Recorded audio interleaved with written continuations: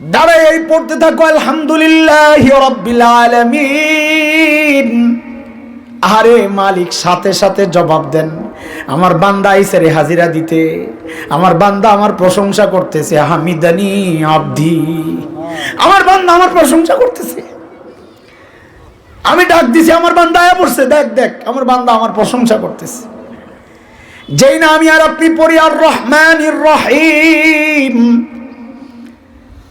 আল্লাহর সাথে সাথে জবাব দেন আসনা আলাইয়া আব্দি, এই দেখ দেখ আমার বান্দা আমার গুণ কীর্তন করতেছে দেখ। যেই না আমরা বলি মালিক ইয়াউমিদ্দিন, আল্লাহর সাথে সাথে জবাব দেন মাজ্জাদানি আব্দি, আমার বান্দা আমার বড়ত্ব বয়ান করতেছে, আমার মহত্ব বয়ান করতেছে দেখ দেখ। আয় মালিক ইয়াউমিদ্দিন বুঝেননি আপনারা? আরে নামাজে দাঁড়ায়া এগুলা চিন্তা করলে দিল চেঞ্জ হতে বাধ্য।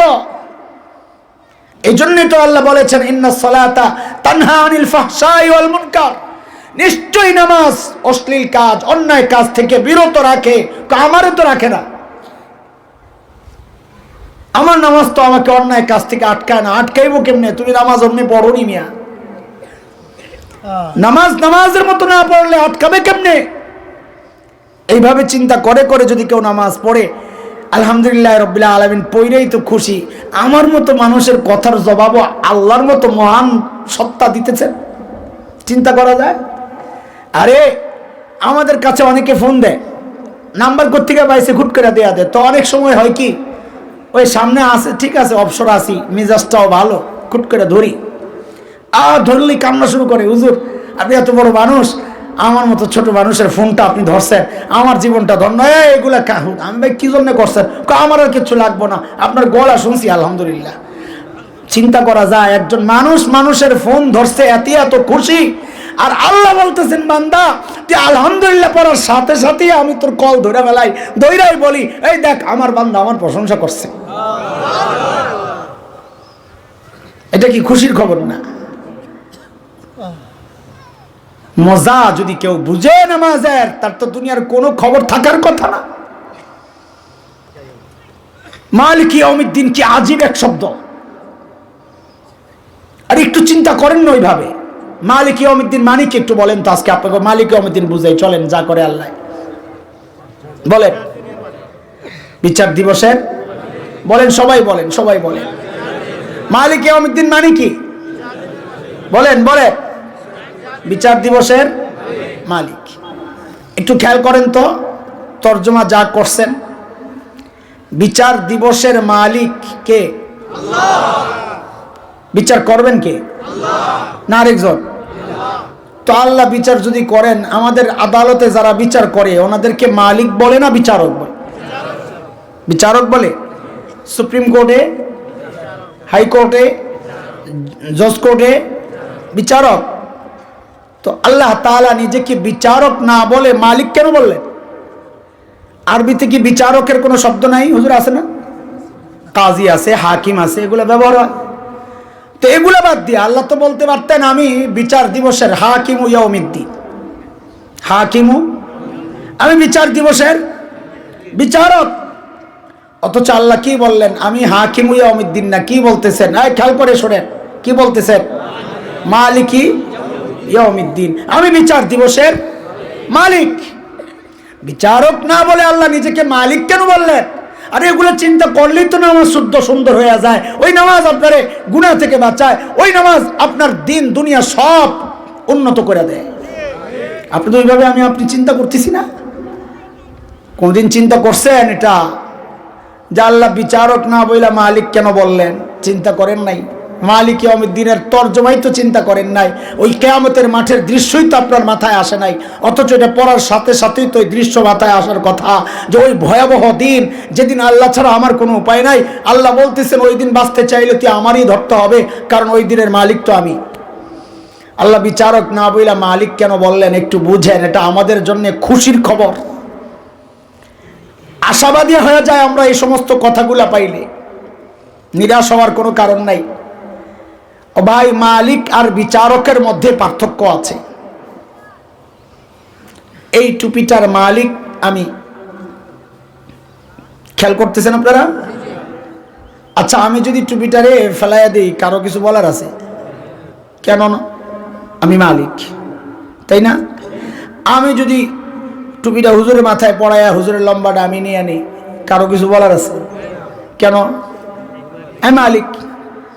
একজন ভাই, আপনার টুপিটা তো সুন্দর, আমার কাছে 10 টাকা আছে, আমি দেন 10 টাকা দেন, 10 টাকা বেচে চালাইছি, কারো কিছু বলার আছে? আমি যদি 200 টাকায় বিক্রি করি, কেউ যদি কিনতে রাজি হয়, কারো কিছু বলার আছে? কারো কিচ্ছু বলার নাই, তাই না?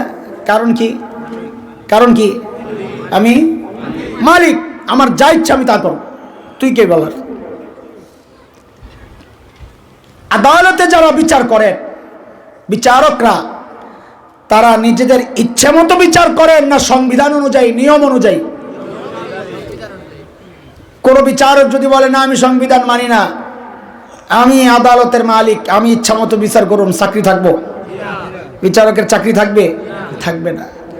তুমি মালিক না, তুমি বিচারক, তুমি নিয়ম মতো বিচার করবা। আল্লাহ বলতেছেন, আরে বান্দা, আমি বিচার দিবসের বিচারক হইলেও তুই বিপদে পড়তি।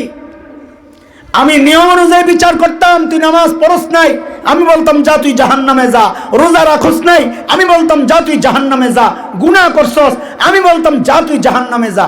কিন্তু আমি বিচারক না রে বান্দা, আমি আজকের দিবসের মালিক। মালিক বলে মানে কি? বলে আমার যা ইচ্ছা আমি তাই করব। জিন্দেগিতে একটা সেজদা দেস নাই, ইমানটা নিয়ে তুই কবরে আইসস, আমি চাইলে তোর সব গুনাহ মাফ কইরা তোর জান্নাত দিয়ে দিতে পারি। সুবহানাল্লাহ। কেন? আমি মালিক, তোর কাছে জবাব দেবো নাকি? কেন? আমি মালিক, আমি আগেই তো বলছি আমি মালিক। কিন্তু শর্ত আছে, শর্ত আছে। মালিক আল্লাহ হাসরের মাঠে সবার জন্য হবেন না। হ্যাঁ, সবার জন্যই মালিক, তবে আমার ক্ষেত্রে ছাড় দেওয়ার মালিক নাও হইতে পারে, আমার ক্ষেত্রে ধরার মালিক হইতে পারে। যে আমি তো অনেক ইবাদত করছি, আল্লাহ কবে আমি মালিক, তোর ইবাদত আমি কবুল করলাম না, তোরে জাহান্নামে দিয়ে দেব, ওইটাও হইতে পারে। সুবহানাকা লা ইলমা লানা ইল্লা মা আল্লামতানা ইন্নাকা আনতাল আলিমুল হাকীম। রব্বি ইশরাহ লি সাদরি ওয়া ইয়াসসির লি।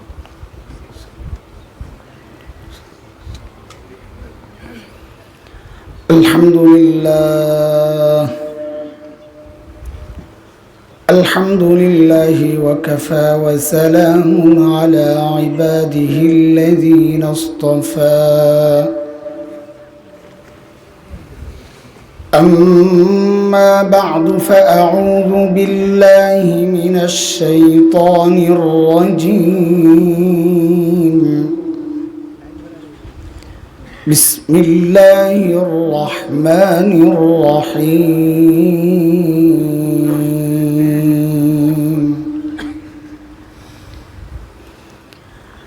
يا أيها الذين آمنوا اتقوا الله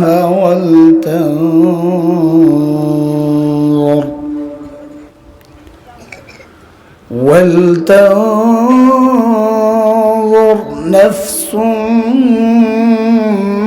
ما قدمت لغد واتقوا الله إن الله خبير بما تعملون.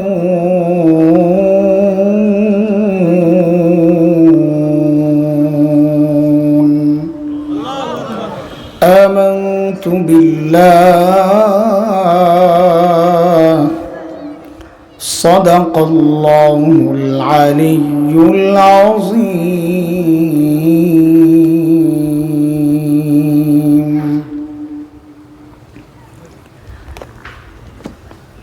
নূরে মদিনা ইসলামী যুব কল্যাণ পরিষদ কর্তৃক আয়োজিত আজকের এই তাফসীর কোরআন মাহফিলের চলতি অধিবেশনের সম্মানিত সভাপতি, উপস্থিত হযরত উলামায়ে কেরাম, মুরব্বিয়ানে আযম, দূর দূরান্ত থেকে আগত ইসলাম প্রিয় সুধী সমাজ, প্রিয় ছাত্র ভাইয়েরা, যুবক বন্ধুরা, পর্দার আড়ালের মা ও বোন, আল্লাহ সুবহানাহু ওয়া তাআলার অশেষ মেহেরবানি, করুণা, দয়া, যে মহান মালিক লাখো কোটি মানুষ থেকে বাছাই করে দিনই এই মজলিসে আমাকে আপনাকে দিনের কিছু কথা বলার জন্য, শোনার জন্য একত্রিত করেছেন, এটা মালিকের পক্ষ থেকে অনেক বড় দয়া আর করুণা। কুরআন আল কারীমের মধ্যে আসছে, মালিক বলেন, দিন বুঝার জন্যে, দিন শেখা, দিন মানা, দিন জানার জন্যে আমি যার দিলটা খুলে দিই, যার বক্ষ আমি উন্মুক্ত করে দিই, দিন বুঝার মানসিকতা যাকে দান করি, ওই বান্দা সারাক্ষণ আমার স্পেশাল নূরের আওতায় থাকে।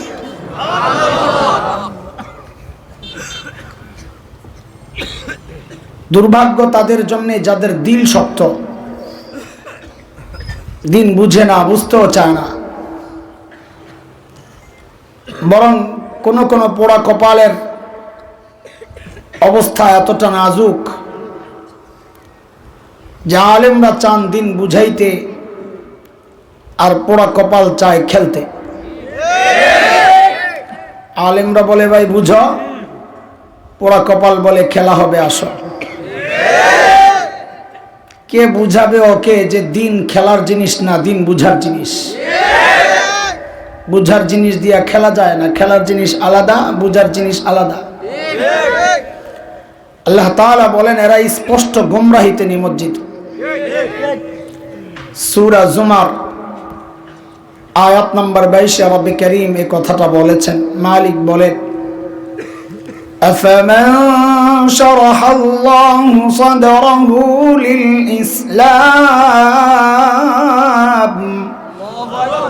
ফাহুয়া আলা নূরিন মির রাব্বিহি فويل للقاسية قلوبهم من ذكر الله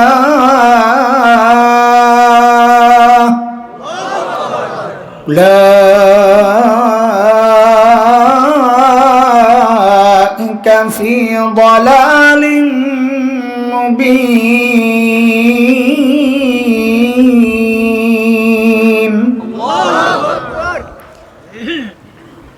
রব্বে কারীম এই আয়াতে এই কথাগুলো বলেছেন। মুহতারাম হাজরিন, যে মহান মালিক আমাদেরকে নিয়ামতে ধন্য করলেন, ওই মালিকের শুকরিয়া আদায় করি, জবান খুলে, প্রাণ খুলে কালিমাতুশ শুকর উচ্চারণ করি, আলহামদুলিল্লাহ। আমার জন্য একটা বিষয় নির্ধারিত, ওই বিষয়কে সামনে রেখে আমি কোনো আয়াত তিলাওয়াত করি নাই। বিষয়টা আসবে আমার আলোচনায়, তবে আমি সার্বিকভাবে কিছু কথা বলার জন্য এই আয়াতটা তিলাওয়াত করেছি, যেন ওই বিষয়ের সাথে আরো কিছু জরুরি বিষয় ঢুকে যায়। সূরা হাশরের ছোট্ট একটা আয়াত তিলাওয়াত করেছি, যে আয়াত আল্লাহ সুবহানাহু ওয়া তাআলা আমাকে আপনাকে বড় মায়া করে ডাক দিয়ে বলেন, ইয়া আইয়ুহাল্লাযীনা আমানু, ও ইমানদারেরা। এই ডাকটা মালিকের বড় মায়ার ডাক। কোরআনে আল্লাহ ইমানদারকে দুই ভাবে ডেকেছেন, ইয়া আইয়ুহান নাস, ইয়া আইয়ুহাল্লাযীনা আমানু, ও মানুষ, ও ইমানদারেরা। হযরত মুফতি শফি রহমাতুল্লাহি আলাইহি বলেছেন, এই দুইটা ডাকের মধ্যে অনেক পার্থক্য। কি পার্থক্য? হযরত বলেন, আমরা আমাদের সন্তানদেরকে ডাকার ক্ষেত্রেও এই পার্থক্যগুলো করি। আমরা আমাদের সন্তানদেরকে কখনো নাম ধরে ডাকি, কথার কথা, এ আব্দুল্লাহ, তখন সন্তান বুঝে যে বাবা হয়তো রেগে আছেন, ডাকের নমুনা ভালো না। আবার কখনো কখনো বাবা আর সন্তানের যে সম্পর্ক, ওই সম্পর্ক ধরে ডেকে বাবা বলেন, আব্বু। তখন সন্তান বুঝে যে বাবা আমাকে মায়া করে ডাক দিয়েছে। ঠিক আল্লাহ তাআলা যখন ডাকেন ইয়া আইয়ুহান নাস, ও মানুষ, যেন আল্লাহ নাম ধরে রেখেছেন, হয়তো রেগে আছেন, কিন্তু যখন আল্লাহর সাথে বান্দার যে সম্পর্ক, ঈমানের সম্পর্ক, ওই সম্পর্ক ধরে যখন ডাক দিয়ে বলে ও ঈমানদারেরা, তখন বুঝে নেওয়া যে আল্লাহ তাআলা আমাকে আপনাকে বড় মায়া করে ডাক দিয়েছে। আমি যে আয়াতে কারিমা তিলাওয়াত করেছি, এই আয়াতে মালিক মায়া করে ডাক দিয়ে কি বলেন? ইয়া আইয়ুহাল্লাযীনা আমানুত্তাকুল্লাহ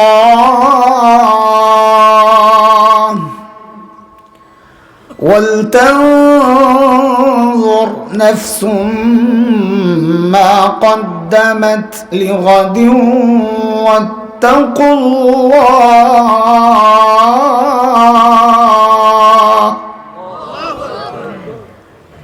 ও ঈমানদারেরা, আল্লাহকে ভয় করো, আল্লাহকে ভয় করো। এটা একটা হুকুম, এই বিষয়ে কোনো কথা নাই আপাতত। আল্লাহ তাআলার দ্বিতীয় হুকুম ওয়াল তানজুর নাফসুম মা কদ্দামাত লিগাদ। প্রত্যেকটা মানুষের উচিত তার আখিরাত নিয়ে চিন্তা করা, যে আমার আখিরাতের পুঁজি কি, কামাই কি, সম্বল কি, মালিকের সামনে আমি কি পেশ করব। প্রত্যেকের জানা আছে আমার সম্বল কি আছে। বলে আখিরাতের কথা চিন্তা করি বলেই তো এই ভর দুপুরে কাম কাজ রেখে এখানে আসছি, না অন্য কোনো মাকসাদ আছে? জিলাপি আছে নি? তবারকের ব্যবস্থা নাই? সিন্নি নাই? আসরের পরে সিন্নি নাই? আসরের পরে মানা করেন কেন? জিলাপি নাই?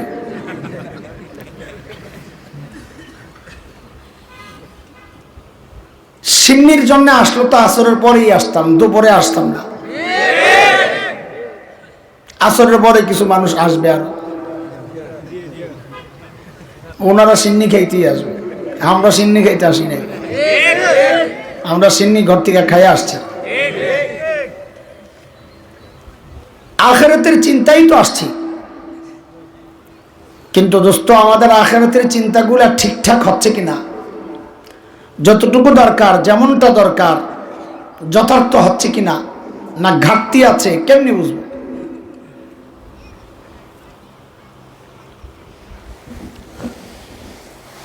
তো আল্লাহ সুবহানাহু ওয়া তাআলা হযরত সাহাবায়ে কেরাম রিদওয়ানুল্লাহি আলাইহিম আজমাইনদেরকে আমাদের নমুনা বানাইছেন, নমুনা, মডেল, আমাদের আদর্শ।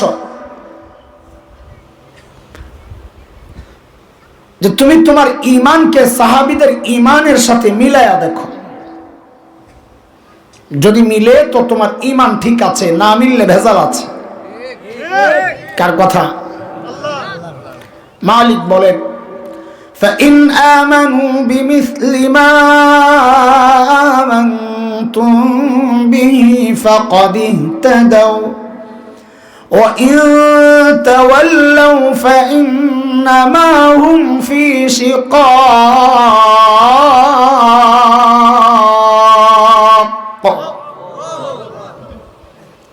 বলে তুমি তোমার তাকওয়াকে সাহাবীদের তাকওয়ার সাথে মিলাও,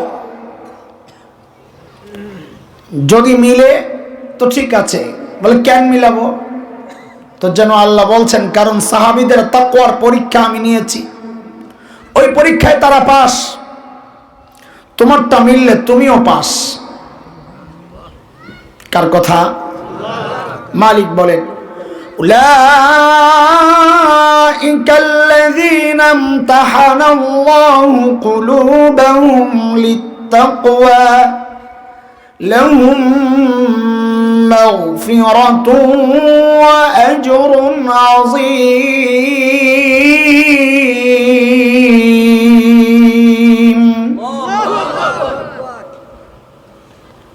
কাজে আমাদের আমলকে কাদের সাথে মিলাবো ভাই? বলেন না। সাহাবায়ে কেরামের সাথে।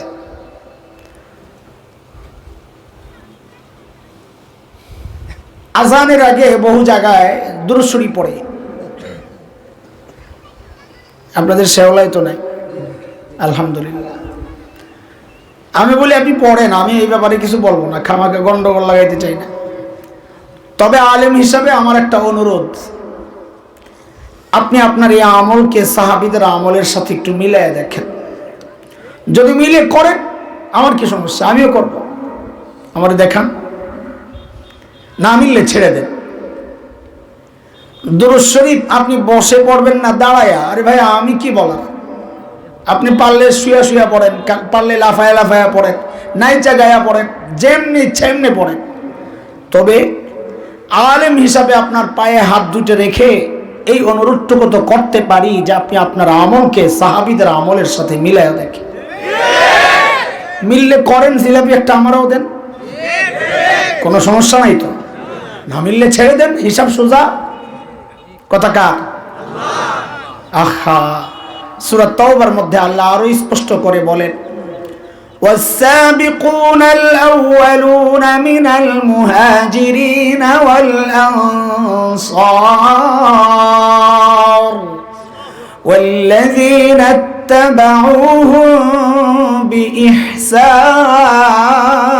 بإحسان رضي الله عنهم ورضوا عنه وأعد لهم جنات تجري تحتها الأنهار خالدين فيها أبدا ذلك الفوز العظيم।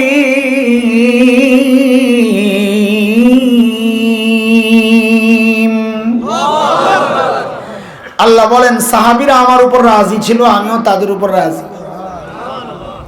সুবহানাল্লাহ তো বলেন, আবার সাহাবীকে সমালোচনাও তো করেন।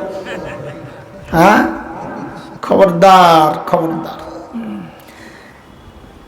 আল্লাহ ওয়ালা নবীদের পর সাহাবীদের চেয়ে বড় আল্লাহ ওয়ালা জমিনে কেউ নাই, আসে নাই। হযরত আব্দুল্লাহ ইবনে মুবারক রাহমাতুল্লাহি আলাইহি বড় মুহাদ্দিস, বড় ফকিহ। কেউ একজন জিজ্ঞেস করছেন, হযরত মুআবিয়ার সম্মান বেশি না হযরত ওমর ইবনে আব্দুল আজিজের সম্মান বেশি? প্রশ্নটা করার কারণ এটা আগে একটু বুঝে। হযরত মুআবিয়াকে নিয়ে কিছু কথাবার্তা আছে, আলোচনা হয়, সমালোচকরা কেউ সমালোচনাও করে। তো ধরে নেওয়া হলো যেহেতু সাহাবীদের মধ্যে ওনার ব্যাপারে সমালোচনা করা হচ্ছে, তো ওনারে একদম সাহাবীদের নিচের সাহাবী হিসাবে ধরলাম। কথার কথা, যিনি প্রশ্ন করেছেন ওই চিন্তায় করেছেন। আর উম্মতের এটা প্রায় আজমা যে সাহাবীদের পর সর্বোচ্চ মর্যাদার মানুষ হচ্ছেন হযরত ওমর ইবনে আব্দুল আজিজ রাহমাতুল্লাহি আলাইহি। তাইলে সাহাবী ছাড়া অন্যদের মধ্যে সর্বশীর্ষের মানুষ আর সাহাবীদের মধ্যে ধরে নেওয়া যে সবার নিচের মানুষ, এটা আমি মূল্যায়ন করতেছি না, যিনি প্রশ্ন করছেন ওই হিসাবে করছেন। কে সেরা, কে শ্রেষ্ঠ? তো হযরত আব্দুল্লাহ ইবনে মুবারক রাহমাতুল্লাহি আলাইহি বলেন, আরে বলো কি, হযরতে মুআবিয়া নবী আলাইহিস সালামের সামনে যে জিহাদগুলো করেছেন, ওই জিহাদ করার সময় ময়দানের যে ধুলোগুলো তার বাহন আর তার নিজের কানের ভিতরে, নাকের ভেতরে ঢুকেছে, ওই ধুলাগুলা পর্যন্ত হযরতে ওমর ইবনে আব্দুল আজিজের চেয়ে দামি। সাহাবীর মর্যাদা কিসের সাথে কি? কিন্তু এই সমাজের বড় অবাক একটা বিষয় আমাদের দেখতে হয়, এটা দুর্ভাগ্য। পণ্ডিতের নামে নবীদের উপরও হামলা হয়, সাহাবীদের উপরেও হামলা হয়, তাদের দোষ খুঁজে খুঁজে বের করা হয়। এইরকম পণ্ডিত এই সমাজে আছে, অনুসারীরও অভাব নাই মাশাআল্লাহ। সাফান সাফা গ্রুপ, বুঝেননি? সাফান সাফা গ্রুপ কি বুঝছে? বুঝেন তাইলে না? মাশাআল্লাহ। হায় মালিক, হ্যাঁ, আমাদের আমল হুবহু সাহাবীদের সাথে মিলবে না। মিললে আল্লাহ তাআলা আমাকে আপনাকে সাহাবী যোগী পাঠাইতেন। যদিও ছোটবেলায় আমরা একটা গান গাইতাম, গজল আর কি, গজল গান মানে গজল। আমি গাইব না এটা, আমি এক লাইন শোনাবো শুধু বুঝানোর জন্য, কারণ এই বয়ানে বৈশাখ গজল গাওয়ার বিরুদ্ধে আমি। টাইম লস করা খামাখায়, আজান দেয়, গজল গায়, কি করে না করে, পাবলিকও বড় খুশি, কয় গলা একটা সুবহানাল্লাহ, কি মাথায় ঢুকছে আল্লাহ। তো ছোটবেলা আমরা গাইতাম, জন্ম যদি হতো মোদের রাসূল পাকের কালে, আহা রাসূল পাকের দেশে। উস্তাদরা আটকায় দেয়, কি গজল গায় এটা, কি গজল এটা? জন্ম যদি হতো মোদের রাসূল পাকের কালে, কোন যুগে জন্ম হইলে তোমার জন্য ভালো হইতো এটা তুমি বুঝো না, আল্লাহ বুঝো। ইবাদত বাদ দিয়ে আল্লাহরে পরামর্শ দেওয়া শুরু করছে যে আমার জন্ম ওই যুগে হইলে ভালো হইতো। গাদা, ওই যুগে জন্ম হইয়া যে তুমি সাহাবী হইতা, এটার কি গ্যারান্টি? তুমি তো আবু জাহেলও হইতে পারতা। যেই যুগে পাঠানো দরকার আল্লাহ তোমাকে আমাকে ওই যুগেই পাঠাইছে। তবে আমার আর আপনার জন্য একটা খুশির খবর আছে, শুনবেন এই দুপুর বেলা। আমি একটু বলেনি আগে শুরুতে, একে তো সফরের ক্লান্তি আছে, এটা তো অভ্যাস হয়ে গেছে, গায়েস হয়ে গেছে, প্লাস্টিক হয়ে গেছে এখন। তবে গত 2 দিন থেকে একটু জ্বর, কথা আমার নিয়মিত কথা যারা শোনে এরা বুঝতেছে যে গলা একটু অন্যরকম লাগতেছে, একটু মোটা মোটা লাগতেছে, ওই ভিতরে একদম বৈশা রয়েছে, কষ্ট হয় কথা বলতে। তা আপনারা যদি একটু মনোযোগ দিয়ে কথাগুলো শুনেন, তো আমরা চেষ্টা করবো ইনশাআল্লাহ আপনাদের কিছু হক আদায়ের জন্য। আমি এখানে হাজিরা দিতে আসি নাই ভাই, আপনাদের কাছে আসি বয়ানের জন্যে। আমাদের আকাবির আসলাফদের নমুনা এটা, একটা জায়গায় জায়গায় যায় যায় বয়ান করা, মানুষকে বোঝানো। হযরত মাদানী যদি এরকম চিপায় চাপায় আইসা আইসা বয়ান না করতেন, তো আজকে সিলেটে আইসা এই দৃশ্য দেখা লাগতো না। আমাদের বড়রা এই চিপায় চাপায় যায় যায় বয়ান করছেন বলেই আজকে আমাদের মাথায় টুপি উঠছে, মুখে দাঁড়িয়ে আসছে, এই দুপুরবেলা বয়ান শুনতে আসছেন। তো আমাদের ওই আকাবিরদের নমুনায় আমাদের কিছু কাজ, এটা শুধু হাজিরা দেওয়া আর ফর্মালিটি মেনটেন করার জন্য না, কথা বলি, মাকসাদ একটা, নিজেরও যেন হিদায়ত হয়, সাথে যারা শুনতেছে তাদের জন্য যেন হেদায়েতের কিছু কথা বের হয়ে যায়। আপনারাও দোয়া করতে থাকেন। খুশির খবর শোনানোর জন্য বলছিলাম, 2-3 মাস আগে টমেটোর কেজি কত ছিল আপনাদের এলাকায়? 120, 100, আচ্ছা 100ই ধরেন। বাজার তো করেন না, বুঝা গেল, চুপচাপ বয়ে রয়েছে। মহিলারা খামাখা খেপে আপনাকে বিরুদ্ধে, ঘরে যায় খালি মজার মজার খাওয়ান চায়, কিন্তু বাজার যে করে না এটার খবর নাই। অভ্যাস বড় খারাপ আমাদের। তো 100 টাকার কেজি যে টমেটোটা খেয়েছেন, একটু বুঝে শুনে বলেন, ওই টমেটোটা ফ্রেশ ছিল না ভেজাল? ফরমালিন দেওয়া ছিল। হ্যাঁ, ভেজালটাই খাইছেন 100 টাকায়। হায় খোদা, বর্তমানে টমেটোর কেজি কত? 10 টাকা, 5 টাকা।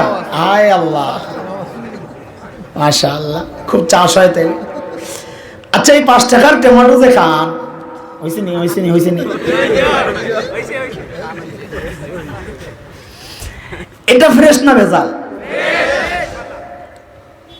ফ্রেশটা খান 5 টাকায়, আর ভেজালটা খাইছেন 100 টাকায়। এই নি কারবার, মাথায় তো বুদ্ধি, মাশাআল্লাহ। আচ্ছা বলেন তো, এই যে উল্টাটা, এটা উল্টা হয়েছে না? ফ্রেশটা খাওয়া দরকার ছিল 100 টাকায়, ভেজালটা খাওয়া দরকার ছিল 5 টাকায়। এই উল্টা কামটা কেন হইলো বলেন তো? সিজন, মাশাআল্লাহ, কি সিজন সময় যেই বলছে, সিজনের জিনিস হয় ফ্রেশ, দাম হয় অরিজিনাল। ওই 5 টাকাটা কম না, এটা অরিজিনাল দাম, অ্যাকুরেট। অফ সিজনে, আনসিজনে জিনিস হয় একটু ভেজাল, রেট হয়। ঠিক এইটাই আমাদের জন্য সান্ত্বনার একটা বড় উপলক্ষ। একা একা যখন আল্লাহর কাছে কান্নাকাটি করবেন, দোয়া করবেন, কথা বলবেন, তো ঠিক এই কথাটা দিয়েই আল্লাহকে শক্ত করে ধরবেন। আল্লাহ, আমাকে তুমি ইবাদতের সিজন নবী যুগে আর খায়রুল কুরুন শ্রেষ্ঠ যুগে সোনালী যুগে পাঠাও নাই, আমারে তো পাঠাইছো তুমি অফ সিজনে, আন সিজনে, ফাসাদের জমানায়, ফিতনার জমানায়। তো আল্লাহ জানেন না কোন জমানায় পাঠাইছে? আল্লাহকে মনে করে দেওয়া লাগবে। তারপরও বলা কথাটারে আগায় নেওয়ার জন্য, হ্যাঁ তো এখন কি বলতে চাস তুই বইলা ফেল। তো বলবেন আল্লাহ আমারে যেহেতু তুমি আন সিজনে পাঠাইছো, আমার আমল একটু ভেজাল হইলে হইতেও পারে, আমার আমল একটু ফরমালিন থাকলে থাকতেও পারে। তাইলে কি বলতে চাস? কিন্তু রেটটা কিন্তু বাড়ায় দেওয়া লাগবে। ঠিক আছে না কথা? এখন আমাদের বড় দুই পাশে বড় বড় হুজুররা বসা, মনে মনে চিন্তা করতেছে মৌলবী আন্দাজি একটা মাইরা দিল। আমাদের মুহাক্কিক আলেমরা যত বড় মানুষই হোক উল্টা পাল্টা বললেই ভেতরে কষ্ট লাগে, এটা ওলামায়ে দেওবন্দের সিফাত। সে যেই হোক, হাসান জামিল মেহমান হয়ে আসছে বললাই যা তা বললে আমাদেরকে চলে যাবে।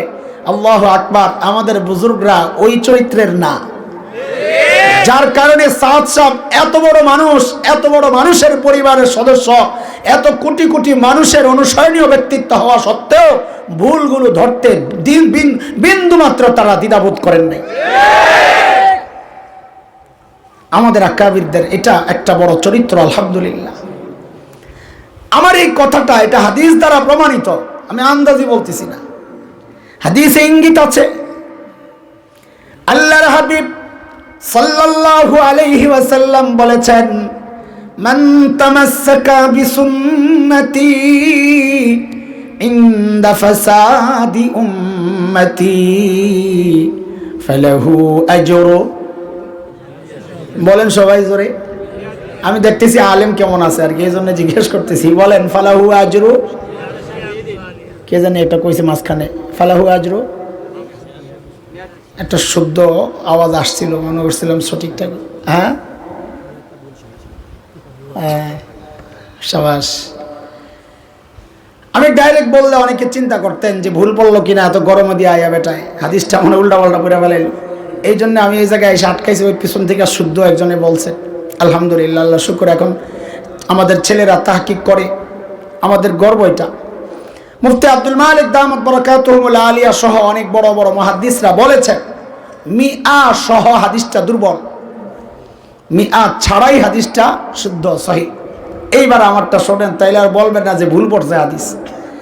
আল্লাহর হাবিব বলেন, মান তামাসসাকা বিসুন্নতি ইনদা ফাসাদি উম্মতি ফালাহু আজরু শাহীদ। নবী বলেন, ফিতনার জামানায়, ফাসাদের জামানায় কেউ যদি সুন্নতকে আঁকড়ে ধরে, আল্লাহ তাআলা তার আমল নামায় শাহাদাতের, বলেন বলেন। হ্যাঁ, আমি শুদ্ধটাই শুনতে চাই। আমি বললে তো আপনার মাথায় ঢুকবে না, বুঝবেন না যেখানে কোন ঝামেলাটা করছেন। জিজ্ঞেস করলে তো আপনি একটু সতর্ক হবেন। অনেকে বলে ফেলে তরজমার সময় আল্লাহ তাকে শাহাদাতের মর্যাদা দান করবেন, বলেননি? না, এটা ভুল। শাহাদাতের মর্যাদা বলা হয় না এই হাদিসে। আজর, আজর মানে মর্যাদা না, আজর মানে সওয়াব। বলে কেন এরকম সতর্ক থাকতেছি? কারণ সুন্নত ধরলেই যে শাহাদাতের মর্যাদা পাওয়া যাবে ব্যাপারটা এমন না। শাহাদাতের মর্যাদা আলাদা, এটার আরো অনেক সুযোগ সুবিধা আছে। তুমি শুধু শাহাদাতের সওয়াব পাওয়া যাবা, ওটাও তো কম না। তাহলে কি বোঝা গেল? নবী বললেন, আখিরি জামানায়, ফিতনার জামানায় কেউ যদি সুন্নতকে আঁকড়ে ধরে, আল্লাহ তাআলা তার সুন্নতের রেট বাড়াইয়া দিবেন, সওয়াবের রেট বাড়াইয়া দিবেন। বলেন সওয়াবের, বলে রেট বাড়াইয়া কি দিবেন? কই সুন্নতের জায়গায় শাহাদাতের সওয়াব দিয়ে দিবেন। রেট বাড়ছে কি বাড়ে নাই? বাড়ছে কি বাড়ে নাই? তো ফাসাদের জমানায় যে আমলের রেট বাড়ে, এটা তো আমার কথা না, এই হাদিসে তো প্রমাণ করতেছে। কথা বলেন ঠিক আছে? চলেন, এইদিকগুলো নিয়ে কথা বলতে গেলে অনেক লম্বা দিকে যাবে। আমাদের মূল মাত্রা টার্গেট আছে। আল্লাহ তাআলার হুকুম প্রত্যেকটা মানুষ সেজন্য আখিরাতের জন্য প্রস্তুত হয়। আমাকে আপনাকে আল্লাহ দুনিয়ায় পাঠাইছেন, বানাইছেন ইবাদতের জন্য। কিসের জন্য? ইবাদত করে করে, তার গোলামি করে করে আমি যেন আমার আখিরাতের পুঁজি কামাই, সম্বল কামাই। ইবাদতের মধ্যে সবচাইতে দামি আর গুরুত্বপূর্ণ জরুরি ইবাদত হচ্ছে নামাজ। সবচাইতে দামি ইবাদতের নাম কি? সবচাইতে গুরুত্বপূর্ণ ইবাদতের নাম হচ্ছে নামাজ। বেঈমান আর মুসলমানদের মধ্যে নামাজ পার্থক্য করে দেয়। বেঈমানরাও দান সদকা করে, বেঈমানরাও হজ করছে, বেঈমানরাও রোজা রাখতো, কিন্তু বেঈমানরা নামাজ পড়ে না। আমার আর আপনার মধ্যে পার্থক্যের মূল জায়গাটা হচ্ছে নামাজ। আল্লাহ আমাকে নামাজের নিয়ামত দিয়া অন্যদের থেকে আলাদা করে দিয়েছে। এখন যদি নামাজই না পড়ি তো অন্যদের সাথে আমাদের পার্থক্যটা রইল কোথায় বলেন? আখিরাতের ভয় নাই, আখিরাতের ভয় নাই। একটু চিন্তা আসে না যে আল্লাহর কাছে আমাকে দাঁড়ায়া জবাব দিতে হবে। এর যুবক ভাই আমার একটু খেয়াল করে শোনো, বন্ধু যখন ফোন দেয়, ফোনটা যদি সাইলেন্ট করা থাকে, আমার তো 24 ঘন্টায় সাইলেন্ট করা থাকে, কত ফোন যে ঢুকতে থাকে, এটা অটো হয়ে গেছে। মাঝে মধ্যে একটু খুঁজে খুঁজে দেখি গুরুত্বপূর্ণ কোনো ফোন আসেনি, যদি থাকে এটারে ব্যাক করি, আর নাহলে সব ব্যাক করতে গেলে সারাদিন বয়ে বয়ে আমার খালি ফোনে কথাই বলা লাগবে, আর কোনো কাজ করতে পারবো না। ঘুমায় থাকলে গুরুত্বপূর্ণ কেউ যদি ফোন দেয়, ঘুম থেকে উঠি তাকে ফোন দেই, ভাই ঘুমায়া ছিলাম, মোবাইলটা সাইলেন্ট করা ছিল, অথবা টয়লেটে গেছিলাম, মোবাইল ধরতে পারি নাই, সাথে সাথে ব্যাক করি কিনা? কথা বলেন না? ব্যাক করি। শ্বশুরে ফোন দিল তো হুঁশ থাকে না, আব্বা আব্বা আব্বা, বাথরুমে গেছিলাম। আর যদি মাথায় থাকে যে আমার জন্য কোনো বাজেট আছে, তাহলে তার কথাই নাই, আব্বা আব্বা। আর যদি নেতায় ফোন দেয়, বস boss boss boss boss boss বস, বাথরুমে গেছিলাম, ঘুমায় আসছিলাম, boss boss boss, sorry boss, sorry sorry sorry sorry sorry. অথচ নবী আলাইহিস সালাম বলেছেন, মান নামা আন সালাতিন আও নাসিয়াহা ফালইউসাল্লিহা ইযা যাকারাহা। আয় আল্লাহ তোমারে ফোন দেয়, ওই ফোন যদি সময় মতো ধরতে না পারো, ঘুমায়া থাকো, সরি বলার দরকার নাই, উইঠাই খালি সাথে সাথে কল দাও, আল্লাহ ঘুমায়া আসছিলাম, আমি যে দাঁড়ায় গেলাম, আল্লাহু আকবার। অথচ কোনো খবর নাই। এর যুবক ভাই আমার, আজকে তুমি নামাজ পড়ো না, মসজিদে গেলে দেখবা কিছু কিছু বুড়া চেয়ারে বসে বসে নামাজ পড়েন, সেজদা দিতে পারেন না, কোমর সায় দেয় না, হাঁটু সায় দেয় না, হয় কি হয় না? আরে তার কলিজায় যদি সেজদার মায়া যদি সে জানে, সেজদার দাম যদি জানে, তাইলে তো তার কলিজাটা ছিঁড়ে যাওয়ার কথা। হায় এত বড় নিয়ামত থেকে আমি বঞ্চিত। কারণ নবী আলাইহিস সালাম বলেছেন, ইন্না করবা মা ইয়াকুনুল আবদু মির রাব্বিহি ওয়া হুয়া সাজিদ। একজন বান্দা আল্লাহর সবচাইতে নিকটে পৌঁছে যায় বান্দা যখন সেজদায় লুটায়। আল্লাহর সবচাইতে নিকটে যাওয়ার জন্য এর চেয়ে বড় কোনো আমল আর নাই। নবী বলেছেন, ওই মানুষটা নামাজ তো পড়ে অথচ সেজদা দিতে পারে না, ইশারায় সেজদা দেয়, আল্লাহ হয়তো সেজদার সওয়াব তাকে দিয়ে দিবেন, কিন্তু একদম আল্লাহর কাছে যাওয়ার যে অনুভূতিটা, ওইটা তো আর পাইতেছে না। এর যুবক ভাই, অথচ তুমি সেজদা দিতে পারো কিন্তু নামাজ পড়ো না। কসম আল্লাহর, একদিন তোমারও মন চাইবে নামাজ পড়তে, কিন্তু তখন তুমিও সেজদা দিতে পারবা না, কারণ তোমার কোমর সায় দিবে না, হাঁটু সায় দিবে না। তুমি মনে করো না ওই রকম বুড়ার মতো তুমি হবা না, আগেও মারা যাইতে পারো, এটাও ঠিক। যদি লম্বা হায়াত আল্লাহ দান করেন, তাইলে তোমার মন তো চাইবে তখন, কিন্তু শরীর তো সায় দিবে না। তুমি মনে করো না তখন তুমি টাইট ফিট থাকবা। এই যে তোমার ভাই হাসান জামিলের দিকে একটু তাকায়া দেখো, আহারে একদিন আমিও তো তোমার মতো যুবক ছিলাম, তোমার মতো না আরো ছোট্ট ছিলাম, একদিন আমিও তো শিশু ছিলাম, মালাকুল মউত আমার পেছনে দাঁড়ানো ছিল, আল্লাহর হুকুম হয় নাই বলে ধরে নাই রে ভাই। কৈশোর থেকে পালায়া ঢুকছি কৈশোরে। মালাকুল মউত কিন্তু পেছনেই দাঁড়ানো ছিল, ধরে নাই, আল্লাহর হুকুম হয় নাই। কৈশোর থেকে পালায়া ঢুকছি পৌরত্বে, বার্ধক্যে। মালাকুল মউত এখনো পেছনে দাঁড়ানো আছে, আল্লাহর হুকুম যখনই হবে খাপ করে ধরে ফেলবে। এই জন্য মাঝে মধ্যে যখন আয়নায় নিজের চেহারাটা দেখি তখন কলিজাটা মোচড় দিয়ে ওঠে। কেন? যখন দেখি দাড়ি পাইকা সাদা হয়ে গেছে, চুল পাইকা সাদা হয়ে গেছে, হায়, তখন কলিজাটা মোচড় দিয়া ওঠে। আরে শৈশব থেকে পালায়া কৈশোরে ঢুকলাম, কৈশোর থেকে পালায়া যৌবনে ঢুকলাম, যৌবন থেকে পালায়া বার্ধক্যে ঢুকলাম, এখন তো আর কোনো পালানোর জায়গা নাই। এর সাদা দাড়িওয়ালা বাবা, সাদা চুলওয়ালা বাবা মা, এই চুল দাড়ি সাদা হওয়া মানি বুঝছেননি আপনি? এর অর্থ কি জানেননি আপনারা? আল্লাহ যেন আমাদেরকে সতর্ক করতেছেন, এরে হাসান জামিল, তোর সামনে গাছের পাতাকে আমি ঝরাইয়া তোরে মেসেজ দিয়েছিলাম, এরে হাসান জামিল, যেই জিনিস ধরে ওই জিনিস ঝরে, তুই সোজা হস নাই। তোর সামনে আমি সূর্যকে ডুবাইয়া তোকে খবরদারি করেছি, এরে হাসান জামিল, যেই জিনিস ওঠে ওই জিনিস কিন্তু ডুবে, তুই একদিন ডুবে যাবি, তুই সোজা হস নাই। তোর সামনে দিয়ে আমি তোর বাবার লাশটাকে কবরে পাঠায়া তোরে সতর্ক করেছিলাম, এরে হাসান জামিল, তুই এখন কারো না কারো বাবা, তুই একদিন তোর সন্তানের সামনে দিয়া কবরে চলে যাবি, তুই সোজা হস নাই।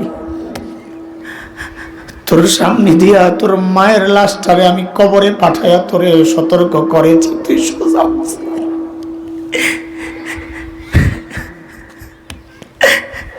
এইবার চুলের মধ্যে ধরছে, এইবার দাড়ির মধ্যে ধরছে রে বাবা। রে ভাই আমার, এই চুল দাড়ি সাদা মানে কি? আল্লাহ বুঝাইয়া দিছেন আমার শরীরের একটা অংশের মৃত্যু শুরু হয়ে গেছে, আর কই পালাবো, আর পালানোর জায়গা নাই।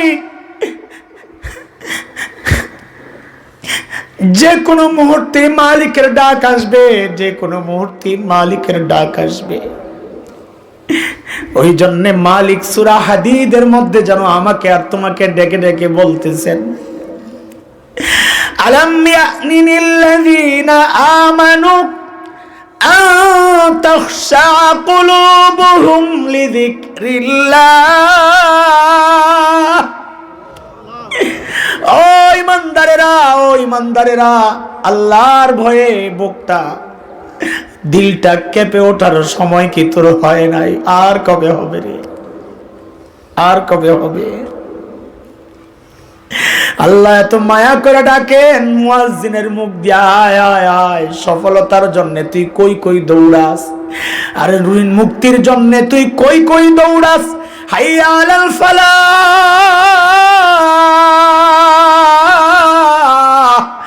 আয় আয় আয়, সফলতা আর কামিয়াবি তো আমার কাছে, আমার দরবারে, তুই আয় আয় আয়। আরে ভাই, ওদিকে না যাইয়া তুমি কোন দিকে দৌড়াও? বড় অবাক বিস্ময়ে তাকায়া থাকি। নির্বাচনের আগে দেখি কিছু মানুষ দৌড়ায়া দৌড়ায়া মাজারে চলে আসে, বাবার কাছে কি চায় আল্লাহই জানে। আহারে, বাবার কাছে না যায়া যদি মালিকের দরবারে দাঁড়ায়া যাই তো আল্লাহু আকবার বলে, মালিক বলেন সফলতা তো আমি তোর এর মধ্যেই রেখেছি, সফলতা তো এর মধ্যে। আরে মালিককে সিজদা করার চেয়ে মজার আমল আর কি আছে? কই কই দৌড়াও। সারাদিন মালিক তোমার টাইমটা চায় নাই, মাত্র প্রতিদিন 5 বার তোমাকে ডাকেন, মালিক আয় একটু হাজিরাটা দিয়া যা। তোমার হাতে সময় নাই, অথচ তুমি ফেসবুকে টাইম দাও, তোমার হাতে সময় আছে। তুমি ইউটিউবকে টাইম দাও, তোমার হাতে সময় আছে। ইন্টারনেটকে টাইম দাও, তোমার হাতে সময় আছে। তুমি বিবিরে টাইম দাও, সন্তানরে টাইম দাও, বাবা মায়েকে টাইম দাও, স্বামীকে টাইম দাও, চাকরিকে টাইম দাও, ব্যবসাকে টাইম দাও, ক্ষেত খামারে টাইম দাও, তোমার সব জায়গায় টাইম দেওয়ার সময় আছে। কিন্তু মালিকরে টাইম দেওয়ার হাতে তোমার সময় নাই। আরে জালিম, আমি আর তুমি ছাড়া দুনিয়ার সব মাখলুক মালিকরে টাইম দেয়। ওই যে একটা গাছের দিকে তাকায়া দেখো, কি মনে হয় গাছটা বুঝি এমনি দাঁড়ায় আছে? না না না, গাছটা এমনি দাঁড়ায়া রয় নাই। ওই গাছটা দাঁড়ায়া দাঁড়ায়া মালিকের তাসবিহ পড়ে। ওই যে গরু ছাগলগুলো দেখো, ওই যে নিকৃষ্ট প্রাণী মনে করে কুকুরটাকে তাড়ায়া দাও, অথচ তোমার আমার খবর নাই ওই কুকুরটাও রুকুর হালতে মালিকের তাসবিহ পড়ে। যে সাপ বিচ্ছুগুলোরে তুমি মেরে ফেলো, যেই পিঁপড়াগুলো পায়ে দলো, পোকামাকড় গুলো মেরে ফেলো, অথচ তোমার আমার খবর নাই ওই সাপ বিচ্ছু পোকামাকড় ওই পিঁপড়াগুলো সেজদার হালতে মালিকের তাসবিহ পড়ে। আহারে দুনিয়ার সবাই মালিকের তাসবিহ পড়ে, এমনকি ওই নির্জীব মনে হয় প্রাণহীন পাথরটা মনে হয় ওই পাথরটাও তো মালিকের ভয়ে কান্নাকাটি করে। আমার আর তোমার দিল এত শক্ত হয়ে গেছে। মালিক বলতেছেন সুম্মা কাসাত কুলুবুকুম মিন বাদি যালিক ফাহিয়া কাল হিজারাতি আও আশাদ্দু কাসওয়া ওয়া ইন্না মিনাল হিজারাতি لما يتفجر منه الأنهار وإن منها لما يشقق فيخرج منه الماء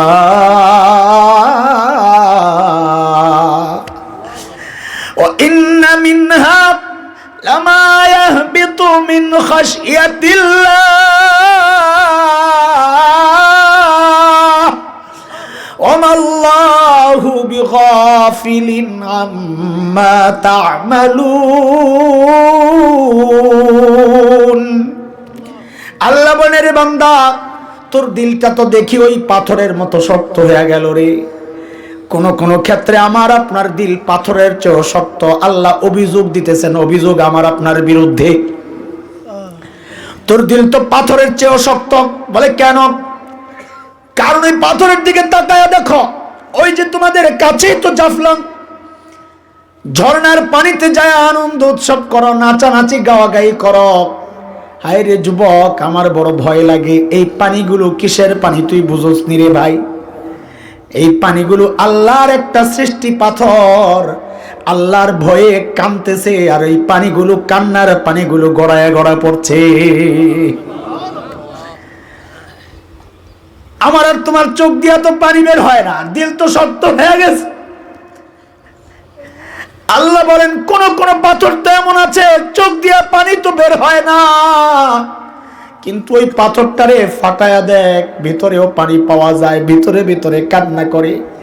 আরে বান্দা, তোর কলিজাটা ভিতরে ভিতরেও তো একটু কাঁদে না আমার ভয়ে? কেন রে?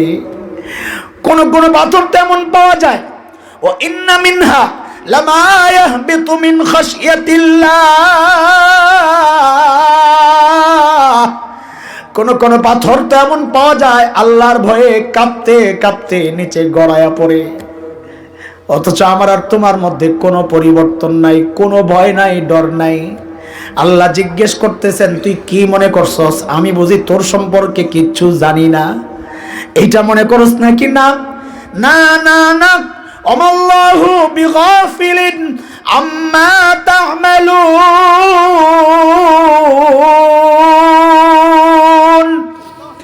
তুই কই কই যাস, কি কি করস, আমি আল্লাহ সব জানি, সব লেখা হইতেছে।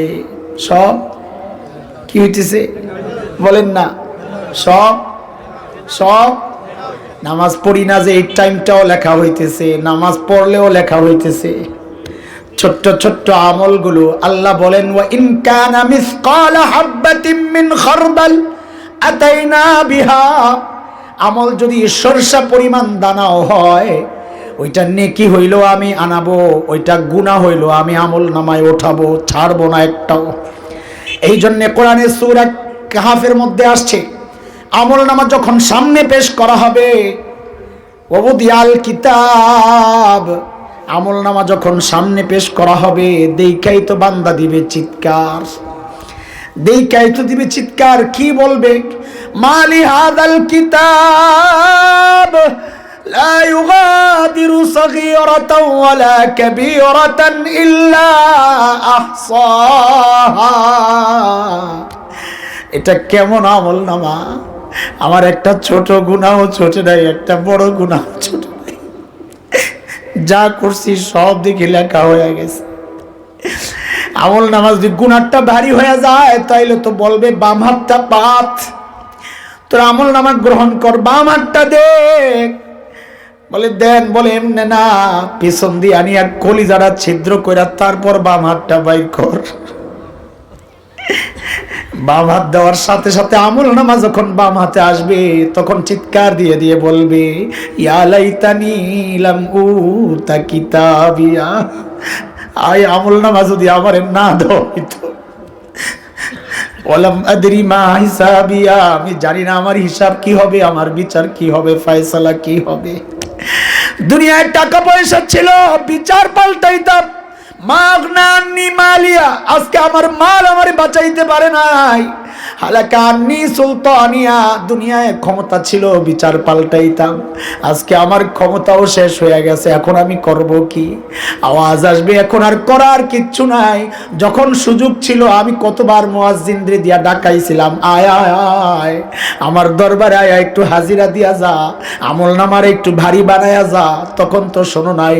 এখন কান্নাকাটি করে লাভ নাই, আল্লাহ ফেরেশতাদেরকে ডেকে ডেকে বলবেন খুযুহু ফাগুল্লু, খুযুহু ফাগুল্লু, ধর এগুলার, ধর মান এগুলারে, বেরি পড়া। সুম্মাল জাহিমা সাল্লু, এগুলারে টেনে হেসড়িয়া জাহান্নামে ফালা। রে ভাই আমার, ওই ভয়াবহ পরিবেশের পরিস্থিতির মুখোমুখি যদি পড়তে না চাও, সেজদায় লুটাও, সেজদায় লুটাও, সেজদায় লুটাও। নামাজে দাঁড়ায় এই মালিকের সামনে কথাবার্তা শুরু করো, মালিকের সাথে। কার সাথে? মালিকের সাথে কথাবার্তা শুরু করো। দাঁড়ায় এই পড়তে থাকো আলহামদুলিল্লাহি রাব্বিল আলামিন। আরে মালিক সাথে সাথে জবাব দেন, আমার বান্দা আইছে রে হাজিরা দিতে, আমার বান্দা আমার প্রশংসা করতেছে, হামিদানি আব্দি, আমার বান্দা আমার প্রশংসা করতেছে। আমি ডাক দিছি, আমার বান্দা আয়া পড়ছে, দেখ দেখ আমার বান্দা আমার প্রশংসা করতেছে। যেই না আমি আর আপনি পড়ি আর রহমানির রহিম, আল্লাহর সাথে সাথে জবাব দেন আসনা আলাইয়া আব্দি, এই দেখ দেখ আমার বান্দা আমার গুণ কীর্তন করতেছে, দেখ। যেই না আমরা বলি মালিক ইয়াউমিদ্দিন, আল্লাহর সাথে সাথে জবাব দেন মাজ্জাদানি আব্দি, আমার বান্দা আমার বড়ত্ব বয়ান করতেছে, আমার মহত্ব বয়ান করতেছে, দেখ দেখ। আয় মালিক ইয়াউমিদ্দিন বুঝেননি আপনারা? আরে নামাজে দাঁড়ায় এগুলা চিন্তা করলে দিল চেঞ্জ হতে বাধ্য। এই জন্যই তো আল্লাহ বলেছেন ইন্নাস সালাতা তানহা আনিল ফাহশাই ওয়াল মুনকার, নিশ্চয়ই নামাজ অশ্লীল কাজ অন্যায় কাজ থেকে বিরত রাখে। আমারে তো রাখে না, আমার নামাজ তো আমাকে অন্যায় কাজ থেকে আটকায় না। আটকাইবো কেমনে? তুমি নামাজ অমনি পড়োনি মিয়া, নামাজ নামাজের মতো না পড়লে আটকাবে কেমনে? এইভাবে চিন্তা করে করে যদি কেউ নামাজ পড়ে, আলহামদুলিল্লাহ রাব্বিল আলামিন পড়েই তো খুশি, আমার মতো মানুষের কথার জবাবও আল্লাহর মতো মহান সত্তা দিতেছে, চিন্তা করা যায়? আরে আমাদের কাছে অনেকে ফোন দেয়, নাম্বার কোত্থেকে পাইছে হুট করে দেয়া দেয়, তো অনেক সময় হয় কি ওই সামনে আসে, ঠিক আছে অবসর আসি, মেজাজটাও ভালো, খুট করে ধরি, ধরলেই কান্না শুরু করে, হুজুর আপনি এত বড় মানুষ, আমার মতো ছোট মানুষের ফোনটা আপনি ধরছেন, আমার জীবনটা ধন্য। এগুলা কাহুন আমি ভাই কি জন্য করছেন? আমার আর কিছু লাগবো না, আপনার গলা শুনছি আলহামদুলিল্লাহ। চিন্তা করা যায়, একজন মানুষ মানুষের ফোন ধরছে, এত খুশি, আর আল্লাহ বলতেছেন বান্দা তুই আলহামদুলিল্লাহ পড়ার সাথে সাথে আমি তোর কল ধরে ফেলাই, দইরাই বলি এই দেখ আমার বান্দা আমার প্রশংসা করছে। এটা কি খুশির খবর না? মজা যদি কেউ বুঝে নামাজের, তার তো দুনিয়ার কোনো খবর থাকার কথা না। মালিক ইয়াউমিদ্দিন কি আজীব এক শব্দ। আর একটু চিন্তা করেন না ওইভাবে, মালিক ইয়াউমিদ্দিন মানে কি একটু বলেন তো আজকে আপনাকে। মালিক ইয়াউমিদ্দিন বুঝাই চলেন, যা করে আল্লাহ। বলেন বিচার দিবসের, বলেন সবাই বলেন, সবাই বলেন মালিক ইয়াউমিদ্দিন মানে কি? বলেন বলেন বিচার দিবসের মালিক। একটু খেয়াল করেন তো তর্জমা যা করছেন, বিচার দিবসের মালিক কে? আল্লাহ। বিচার করবেন কে? আল্লাহ না আরেকজন? তো আল্লাহ বিচার যদি করেন, আমাদের আদালতে যারা বিচার করে ওনাদেরকে মালিক বলে না বিচারক বলে? বিচারক বলে। সুপ্রিম কোর্টে, হাইকোর্টে, জজ কোর্টে বিচারক। তো আল্লাহ তাআলা নিজেকে বিচারক না বলে মালিক কেন বললেন? আরবিতে কি বিচারকের কোনো শব্দ নাই? হুজুর আছে না? কাজী আছে, হাকিম আছে, এগুলো ব্যবহার হয়। তো এগুলো বাদ দিয়ে আল্লাহ তো বলতে পারতেন আমি বিচার দিবসের হাকিমু ইয়াউমিদ্দিন, হাকিমু, আমি বিচার দিবসের বিচারক। অথচ আল্লাহ কি বললেন? আমি হাকিমু ইয়াউমিদ্দিন না, কি বলতেছেন? খেয়াল করে শোনেন, কি বলতেছেন? মালিকি ইয়াউমিদ্দিন, আমি বিচার দিবসের মালিক। বিচারক না বলে আল্লাহ নিজেকে মালিক কেন বললেন? আরে এগুলো চিন্তা করলেই তো নামাজ শুদ্ধ সুন্দর হয়ে যায়। ওই নামাজ আপনারে গুনাহ থেকে বাঁচায়, ওই নামাজ আপনার দিন দুনিয়া সব উন্নত করে দেয়। আপনি তো ওইভাবে আমি আপনি চিন্তা করতেছি না। কোনদিন চিন্তা করছেন এটা যে আল্লাহ বিচারক না বইলা মালিক কেন বললেন? চিন্তা করেন নাই। মালিক ইয়াউমিদ্দিনের তরজমাই তো চিন্তা করেন নাই। ওই কিয়ামতের মাঠের দৃশ্যই তো আপনার মাথায় আসে নাই। অথচ এটা পড়ার সাথে সাথেই তো ওই দৃশ্য মাথায় আসার কথা, যে ওই ভয়াবহ দিন যেদিন আল্লাহ ছাড়া আমার কোনো উপায় নাই। আল্লাহ বলতেছেন ওই দিন বাঁচতে চাইলে তুই আমারই ধরতে হবে, কারণ ওই দিনের মালিক তো আমি। আল্লাহ বিচারক না বইলা মালিক কেন বললেন একটু বুঝেন। এটা আমাদের জন্য খুশির খবর। আশাবাদী হয়ে যায় আমরা এই সমস্ত কথাগুলা পাইলে, নিরাশ হওয়ার কোনো কারণ নাই। ও ভাই, মালিক আর বিচারকের মধ্যে পার্থক্য আছে। এই টুপিটার মালিক আমি, খেয়াল করতেছেন আপনারা? আচ্ছা, আমি যদি টুপিটারে ফেলাইয়া দিই, কারো কিছু বলার আছে? কেন না? আমি মালিক, তাই না? আমি যদি টুপিটা হুজুরের মাথায় পড়াইয়া হুজুরের লম্বাটা আমি নিয়ে আনি, কারো কিছু বলার আছে? কেন? আমি মালিক। একজন ভাই আপনার টুপিটা তো সুন্দর, আমার কাছে 10 টাকা আছে, আমি দেন 10 টাকা দেন, 10 টাকা বেচে লাইছি, কারো কিছু বলার আছে? আমি যদি 200 টাকায় বিক্রি করি, কেউ যদি কিনতে রাজি হয়, কারো কিছু বলার আছে? কারো কিচ্ছু বলার নাই, তাই না? কারণ কি? কারণ কি? আমি মালিক, আমার যা ইচ্ছা আমি তা করব, তুই কে বলার? আদালতে যারা বিচার করে, বিচারকরা, তারা নিজেদের ইচ্ছা মতো বিচার করেন না সংবিধান অনুযায়ী, নিয়ম অনুযায়ী? কোন বিচারক যদি বলে না আমি সংবিধান মানি না, আমি আদালতের মালিক, আমি ইচ্ছা মতো বিচার করুন, চাকরি থাকবো? বিচারকের চাকরি থাকবে? থাকবে না। তুমি মালিক না, তুমি বিচারক, তুমি নিয়ম মতো বিচার করবা। আল্লাহ বলতেছেন, আরে বান্দা, আমি বিচার দিবসের বিচারক হইলে তুই বিপদে পড়তি। আমি নিয়ম অনুযায়ী বিচার করতাম, তুই নামাজ পড়স নাই, আমি বলতাম যা তুই জাহান্নামে যা। রোজা রাখস নাই, আমি বলতাম যা তুই জাহান্নামে যা। গুনাহ করছস, আমি বলতাম যা তুই জাহান্নামে যা। কিন্তু আমি বিচারক না রে বান্দা, আমি আজকের দিবসের মালিক। মালিক বলে মানে কি? বলে আমার যা ইচ্ছা আমি তাই করব। জিন্দেগিতে একটা সেজদা দেস নাই, ইমানটা নিয়ে তুই কবরে আইসস, আমি চাইলে তোর সব গুনাহ মাফ কইরা তোর জান্নাত দিয়ে দিতে পারি। কেন? আমি মালিক, তোর কাছে জবাব দেবো নাকি? কেন? আমি মালিক, আমি আগেই তো বলছি আমি মালিক। কিন্তু শর্ত আছে, শর্ত আছে। মালিক আল্লাহ হাসরের মাঠে সবার জন্য হবেন না। হ্যাঁ, সবার জন্যই মালিক, তবে আমার ক্ষেত্রে ছাড় দেওয়ার মালিক নাও হইতে পারে, আমার ক্ষেত্রে ধরার মালিক হইতে পারে। যে আমি তো অনেক ইবাদত করছি, আল্লাহ কবে আমি মালিক, তোর ইবাদত আমি কবুল করলাম না, তোরে জাহান্নামে দিয়ে দেব, ওইটাও হইতে পারে। আমার জন্য কোনটা হবে, কোন রকমের মালিক হবে? আমার গুনাহ মাফ করার মালিক হবে না নেকি কবুল করার মালিক হবে? এটার পরিচয় পাওয়া যাবে দুনিয়ায়। দুনিয়ায় নির্বাচন আইলে আপনি আর আল্লাহরে মালিক মনে করেন না, আপনি মালিক মনে করেন যদি ভারতকে আর আমেরিকারে।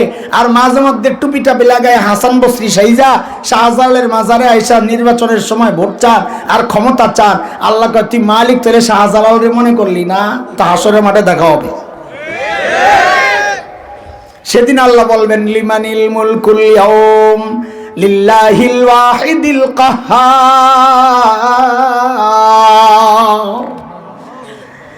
সন্তান হয় না, সন্তান হয় না, তুমি মালিক বানাইলা কারে? তাবিজ রে, কারে মালিক বানাইছি? কারে মালিক বানাইছি? আংটি রে, কারে? আছে না এরকম? আংটি বসছেন কি জন্যে? কয় ভাগ্য পরিবর্তন হবে। আমার এক মুসল্লি দেখি 10 আঙ্গুলে 10 আংটি। আমি বলি আপনি কি আংটির ব্যবসা করেন? কি জন্য জিজ্ঞেস করলেন এটা? আমি কই যে আঙ্গুলে এতগুলো আংটি স্যাম্পল। না না, এগুলো হচ্ছে 10টার 10 কাম। 10 আংটির কি কাম? একটা আমার বউ দমন, একটা শাশুড়ি দমন, একটা ভাই বোন দমন, একটা শত্রু দমন, একটা বস দমন, একটা আমার রোগ বালা থেকে বাঁচাবে, বিপদ থেকে বাঁচাবে, টাকা পয়সার উন্নতি, সুস্বাস্থ্য, আরো যা আছে 10টার 10 কাম। তা আমি আর বলি কি, আপনি তো একটা বোনাস পাইবেন, ওটার কথা বলে নাই? কি বোনাস? পাইকারি রেট, পাইকারি কোনো জিনিস কিনলে অতিরিক্ত একটা দেয় না, একটু বাড়ায়। 10টা যেহেতু নিছেন, আপনারা আরেকটা দিয়ে দিলাম বোনাস, হয় না এরকম? তা আপনার এই 10টা মিললে একটা বোনাস আছে, এটা বলে নাই আপনার এই তাবিজওয়ালায়, এই আংটিওয়ালায়? তাই মনে করছে 10টা একসাথে বললে মনে হয় 11 নম্বর আরেকটা উপকার পাওয়া যায়, এটা পাও। হুজুর কি এটা বলেন? আমি বলবো নি আপনি।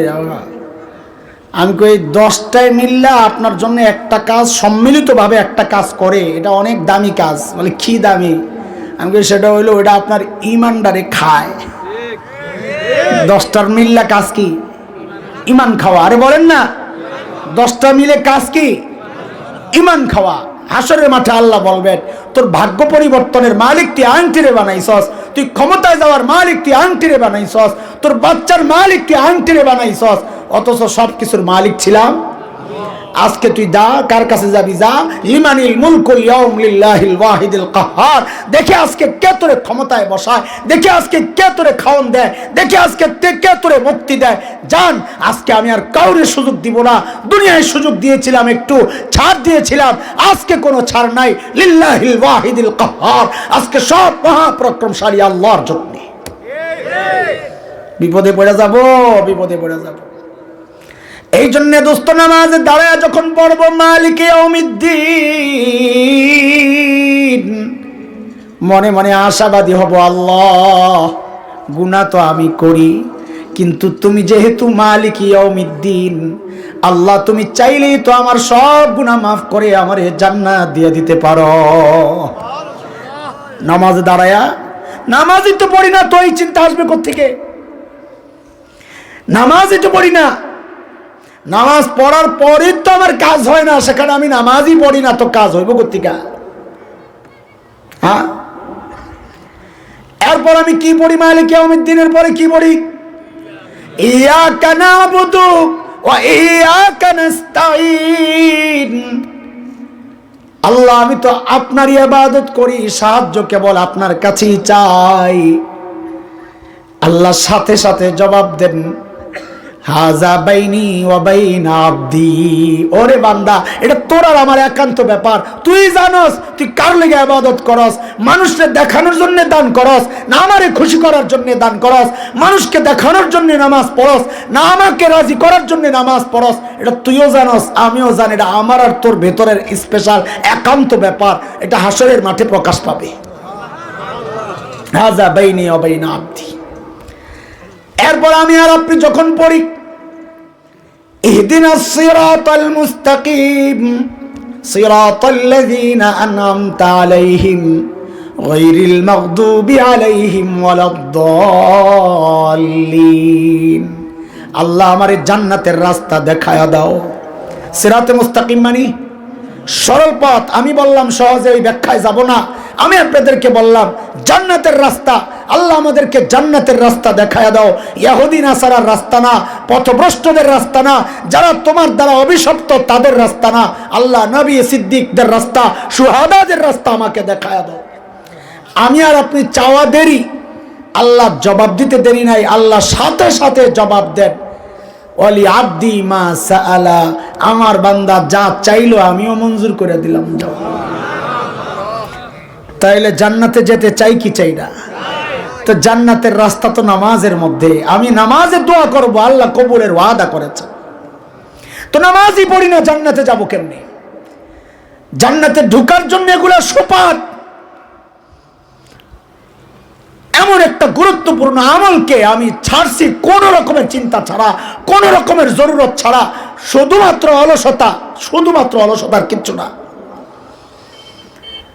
মাঝে মধ্যে ধরলে ভাই হায় নামাজ আয়, কি বলে একটু ব্যস্ত আছি, কাপড় নষ্ট, অজুহাত দেখায়। অজুহাত আমাদের বড় বলে তুমি অজুহাত দেখায়ও না, অজুহাত দেখায়ও না, বরং চিন্তা করো এমন কোন অপরাধ করেছি যে অপরাধের কারণে আল্লাহ আমাকে তার সামনে যাইয়া দাঁড়ানোর সুযোগ দেন নাই, দূরে দূরে ঠেলা ঠেলা রাখছে। আমরা যখন কারো উপর নারাজ হই, কষ্ট পাই, তো কি বলি? আই কি আমার সামনে আসবি না, দূরে যা, তো আমার চোখের সামনে থেকে সরে যা, বলি কিনা? বান্দা যখন নামাজ থেকে দূরে থাকে, আমাদের বড়রা বলে আল্লাহ যেন তার উপর নারাজ হইয়া বলতেছে রাই তুই সর, আমার সামনে আসবি না। নাউজুবিল্লাহ পড়ে, নাউজুবিল্লাহ, এটা বড় ভয়ঙ্কর কথা। হযরতে মুআবিয়া রাদিয়াল্লাহু তাআলা আনহু একদিন তাহাজ্জুদ ছুটে গেছে, ঘটনা আপনারা জানেন। সারা রাত সারা দিন কান্না করছেন, সারা দিন কান্না করছেন। ও ভাই, তাহাজ্জুদ কি ফরজ? ওয়াজিব, সুন্নতে মুআক্কাদা। তা হযরত মুআবিয়া কান্না করার দরকার কি? উনি তো কোনো পাপ করেন নাই, তাহাজ্জুদ ছুটে গেছে ঘুমের মধ্যে। আরে ঘুমের মধ্যে ফরজ ছুটে গেলেও তো পাপ না, ঘুম ভাঙার সাথে সাথে পড়ে নেওয়ার হুকুম। তো সেখানে তাহাজ্জুদ ঘুমায় গেছে, জাগতে পারে নাই, ছুটে গেছে। এই জন্য কান্না করার কি আছে এখানে? বলেন আপনারা, কান্নার কোনো ব্যাপার আছে? বলেন। হ্যাঁ, তো কান্না করলেন কেন? বুঝেন নাই কথা? কান্না করলেন কেন? হযরত মুআবিয়া না, হযরত মুআবিয়া কাঁদতেছেন এই জন্যে যে হায় রে, না জানি আমি কোনো ভুল করে ফেলেছি, যার কারণে আল্লাহ তাআলা ওই তাহাজ্জুদের মুবারক সময় আমাকে তার সামনে যাইতে দেন নাই। কেঁদেছেন ওই জন্যে। আর আমি আপনি কোন রকমের ওজর ছাড়া, কারণ ছাড়াই ফরজ নামাজ ছেড়ে দিতেছি। হ্যাঁ, বুঝতে হবে যে আমার কোনো ভুল কোথাও হচ্ছে, যার কারণে আল্লাহ চান না আমার মতো অপদার্থ নামাজের মতো এরকম দামি ইবাদতে তার সামনে গিয়া দাঁড়ায়। আল্লাহ আমারে দূরে দূরে ঠেলা ঠেলা রাখছেন। তওবা আমার ডবল পড়া দরকার। এক নামাজ না পড়ার তওবা, আরেক হচ্ছে ভিতরে পেছনে এমন কোন অপরাধ আছে যার কারণে আমি নামাজটা পড়তে পারলাম না, ওর জন্য আলাদা তওবা করা দরকার। আখিরাতের কোনো চিন্তা নাই, কোনো চিন্তা নাই। ওই যে বলেছি, আমি শেষ করবো যেহেতু আজান দিয়ে দিছে, কথা শুনতে থাকেন। তালিমের মধ্যে জবাব তো না দেওয়া যায় না, তালিমের মতোই ধরে কোরআনের তালিম হচ্ছে, ছেড়ে দিচ্ছে। অথচ সাহাবায়ে কেরামের আখিরাতের ফিকির কেমন ছিল? ওই যে শুরুতে আমি বলেছি, আমি আয়াত নামাজের আয়াত পড়ি নাই, আলোচনা নামাজের করবো ইনশাআল্লাহ। তবে আমার মূল পয়েন্টে একটু হাত দিতে চাই। সেটা হচ্ছে নামাজ ছাড়ছি কেন ছাড়ছি? কারণ আমার আখিরাতের ফিকির নেই। ইবাদত ছাড়ছি কেন ছাড়ছি? আমার আখিরাতের ফিকির নেই। অথচ সাহাবায়ে কেরামের অবস্থা কি ছিল? ওই যে শুরুতে বলে আসছি আমি, আমার আখিরাত বানাবো কাদের নমুনায়? সাহাবায়ে কেরামের নমুনায়। সাহাবীদের আখিরাতের ফিকির কেমন ছিল? আয় হায় হায়, সাইয়্যিদনা আবু বকর এত বড় মানুষ, জান্নাতের 8টা দরজায় আবু বকরকে ডাকবে, ও আবু বকর আপনি আমাকে দিয়ে ঢুকেন। এত বড় মানুষ আবু বকর, অথচ আখিরাতের ফিকির মাথায় কিভাবে ঢুকছে? হযরত আবু বকর দূরে নির্জনে চলে যেতেন, যায় একা একা কাঁদতেন, চিৎকার করে করে আবু বকর কাঁদতেন আর বলতেন, ইবনা আবি কুহাফা, ওরে আবু কুহাফার ছেলে, তুই মানুষ কেন হইলি? তুই মানুষ কেন হইলি? এখন তুই আল্লাহর আদালতে কেমনে দাঁড়াবি? আখিরাতের ভয়। আবু বকরের মতো মানুষ। সাইয়্যিদনা আবু বকর গাছের কাছে যায় যায় কাঁদতেন আর বলতেন, ইয়া লাইতানি কুনতু ওয়ারাকা মিনাশ শাজারাতু দাদওয়াতুকাল, হায় আমি মানুষ না হয়ে যদি গাছের লতা পাতা হইতাম তো জীবজন্তু আমারে চাবায়া চাবায়া খায়া ফেলতো, আমার আর আল্লাহর আদালতে হিসাব দেওয়া লাগতো না। এখন আমি কেমনে দাঁড়াবো? আবু বকরের ওইরকম চিন্তা। ওমর কাঁদতেন, আম্মা জান কাঁদতেন, অথচ আমাদের কোনো ফিকির নাই আখিরাতের। নামাজের মতো গুরুত্বপূর্ণ ইবাদত ছেড়ে দিতেছি, কোনো ফিকির নাই। কেন রে ভাই? কেন? কি জন্যে? কে আমাকে আপনাকে গ্যারান্টি দিল যে আমাদের মৃত্যুর যন্ত্রণা হবে না? বলে কে গ্যারান্টি দিল? আরে আবু বকর তো জান্নাতের গ্যারান্টি পাওয়া মানুষ, ওমর তো জান্নাতের গ্যারান্টি পাওয়া মানুষ। আমাকে আপনাকে কে গ্যারান্টি দিল যে আমাদের কবরের আযাব হবে না? কে গ্যারান্টি দিল? ওমর তো গ্যারান্টি পাওয়া মানুষ, ওমর ফিল জান্নাহ। আমাকে তোমাকে কে গ্যারান্টি দিল যে আমাদের হিসাব নিকাশ হবে না, আমরা জান্নাত পাওয়া যাব? আরে আবু বকর ওমর তো গ্যারান্টি পাওয়া মানুষ, আমাকে তোমাকে কে গ্যারান্টি দিল? কেন এমন উদাসীন হয়ে গেলাম? কেন এরকম মালিক থেকে দূরে সরে থাকি? মালিক ডাকেন আমি দূরে দূরে যাই, মালিক ডাকেন নিজের দিকে আমি যাই দুনিয়ার দিকে, মালিক ডাকেন সফলতার জন্য কামিয়াবির জন্য আমি যাই বিভ্রান্ত হইয়া দুনিয়ার দিকে আর জাহান্নামের দিকে। কেন রে ভাই? কি জন্যে? কি সমস্যা? মুহতারাম হাজরিন, আজকে এই মজলিস থেকে অন্তত এই ওয়াদা তো করে যাই ইনশাআল্লাহ। যুবক ভাই আমার, যাই করি আর না করি, ফরজ সালাহ নামাজ সবচেয়ে গুরুত্বপূর্ণ ইবাদত আমি ছাড়বো না ইনশাআল্লাহ। বলি ছাড়বো না ইনশাআল্লাহ, ইনশাআল্লাহ, ইনশাআল্লাহ ছাড়বো না। যে কোনো মূল্যেই জামাতে নামাজ পড়বো ইনশাআল্লাহ, যে কোনো মূল্যে। কোনো কারণে ছুটে গেলে সাথে সাথে পড়ে নিব ইনশাআল্লাহ, সময়ে সময়ে নামাজ পড়বো। আজকে অভাব দূর হয় না। আরে আমাদের বড়রা বলেছেন, হাকিমুল উম্মত বলেছেন, ওয়াক্ত মতো নামাজ না পড়লে তার অভাব দূর হবে না। এখন তুমি তাবিজের জন্য দৌড়াও, দোকানে বেচা কেনার জন্য দৌড়াও, আরে সময় মতো যায় মালিকের দুয়ারে যায় হাজিরা দাও। রিজিক যিনি দিবেন তিনি খুশি থাকলে রিজিক তুমি কই আটকাইবা? মালিকের দরজা বন্ধ হয়ে গেলে তাবিজ দিয়া দরজা খোলা যাবে না, মনে রাখেন কথা। যিনি দিবেন তার দরজা বন্ধ, আরেক জায়গায় যায় নক করো। আরে যে দিবেন দাতার দরজায় যায় নক করো, মাখলুকের দরজায় নক করো না। দাতার দরজায় নক করার সবচেয়ে সুন্দর চমৎকার আমল হচ্ছে আসসালাহ, আসসালাহ, আসসালাহ। আল্লাহর হাবিবের শেষ কথা এগুলা, নবী আলাইহিস সালামের জীবনের শেষ কথা এগুলা, আসসালাহ, আসসালাহ, আসসালাহ। ওরে আমার উম্মত, নামাজের ব্যাপারে গাফলতি কইরো না, নামাজ ছাইড়ো না। আমার নবী জীবনের শেষ নিঃশ্বাসগুলো যখন ফেলছিলেন তখন উম্মতের দরদে সবচেয়ে গুরুত্বপূর্ণ যে কথাগুলো বলেছেন তার মধ্যে অন্যতম ছিল আসসালাহ, আসসালাহ, আসসালাহ। ওরে আমার উম্মত, নামাজের ব্যাপারে গাফলতি কইরো না। আর উম্মত দেখি এখন সবচেয়ে বড় গাফেল নামাজের মধ্যে। রোজা রাখে বহু মানুষ পাওয়া যায়, হজ ফরজ হইলে হজ করে, কিন্তু সবচেয়ে বেশি গাফেল পাওয়া যায় নামাজের মধ্যে। রোজা রাখে নামাজ পড়ে না, রোজা রাখে নামাজ পড়ে না, তার মানে বোঝা গেল সবচেয়ে গাফেল নামাজের মধ্যে, অথচ সবচেয়ে সতর্ক হওয়ার কথা নামাজ। আল্লাহ তাআলা এই মজলিস থেকে আমাদেরকে নতুন এক জীবন শুরু করার সুযোগ আর তৌফিক দেন, যে জীবন হবে যে আমরা নামাজ ছাড়বো না ইনশাআল্লাহ তাআলা। এই নামাজ আমার সুপারিশ করনেওয়ালা হবে, কবরে যে সমস্ত আমলগুলো আমাদেরকে পাহারা দিবে এর মধ্যে অন্যতম হচ্ছে নামাজ। নামাজ আমার পাহারা দিবে। নামাজ যেই সাইডে থাকবে ডান সাইডে, ওই সাইড দিয়ে কোনো আযাব আসতে পারবে না।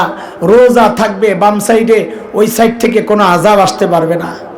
এক সাইড ঠেক দাও নামাজ দিয়া, এক সাইডের আযাব ঠেক দাও নামাজ দিয়া, আরেক সাইডের আযাব ঠেক দিব রোজা দিয়া, আরেক সাইডের আযাব ঠেক দিব কোরআন দিয়া, তিলাওয়াত দিয়া, উপর দিয়ে আসবে।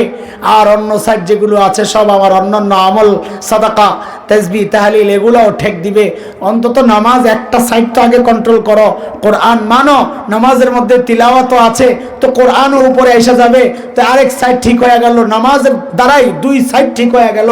রমজান আসলে রোজা রাখবা, আরেক সাইড ঠিক হয়ে গেল। মাঝে মাঝে সাদাকা করবা, তো নিচের সাইডও ঠিক হয়ে যাবে ইনশাআল্লাহ। কবরের আযাব থেকে বাইচা গেলে হাসরে একটা ব্যবস্থা হবে ইনশাআল্লাহ। সুপারিশ করনেওয়ালা নবী তো আছেনই। মালিক তো বলেছেন, আপনি রাজি না হওয়া পর্যন্ত আমি মাফ করতেই থাকবো, উম্মতকে মাফ করতেই থাকবো।